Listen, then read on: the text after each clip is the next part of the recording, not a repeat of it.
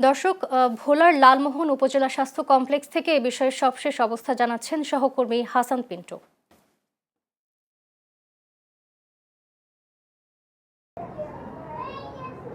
জি দীপা, আপনাকে ধন্যবাদ। আপনি জানেন যে বর্তমান সময়ে কিন্তু দেশের বিভিন্ন এলাকায় হামের প্রাদুর্ভাব আশঙ্কাজনক হারে বেড়েছে।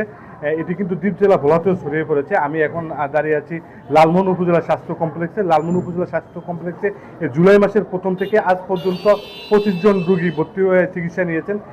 এর মধ্যে 21 জন রোগী কিন্তু সুস্থ হয়ে তারা বাড়ি ফিরেছেন। বর্তমানে এখনো 4 জন রোগী লালমোহন উপজেলা স্বাস্থ্য কমপ্লেক্সে চিকিৎসাধীন অবস্থায় রয়েছেন। এছাড়া যদি আমি আপনাকে আরেকটু জানিয়ে রাখি, ডেঙ্গুর পরিস্থিতি বর্তমানে ডেঙ্গুও কিন্তু চোখ রাঙাচ্ছে বলে আমরা দেখতে পাচ্ছি। তো ডেঙ্গুতে আক্রান্ত হয়ে লালমোহন উপজেলা স্বাস্থ্য কমপ্লেক্স থেকে আজকে এ পর্যন্ত মোট দুজন রোগী চিকিৎসা নিয়েছেন বলে আমাদেরকে জানানো হয়েছে উপজেলা স্বাস্থ্য কমপ্লেক্সের পক্ষ থেকে। এছাড়া আমি এই বিষয় নিয়ে কথা বলেছিলাম লালমোহন উপজেলা স্বাস্থ্য কমপ্লেক্সের আবাসিক medical officer doctor Mohammad Mohsin খানের সঙ্গে। তিনি আমাকে জানিয়েছেন যে তারা চিকিৎসক এবং নার্সরা মিলে যেসব রোগীরা আসছেন তাদেরকে তারা আন্তরিকতার সঙ্গে সেবা দিচ্ছেন। তো এই ছিল লালমোহন থেকে আমার কাছে হাম এবং ডেঙ্গু পরিস্থিতির সর্বশেষ।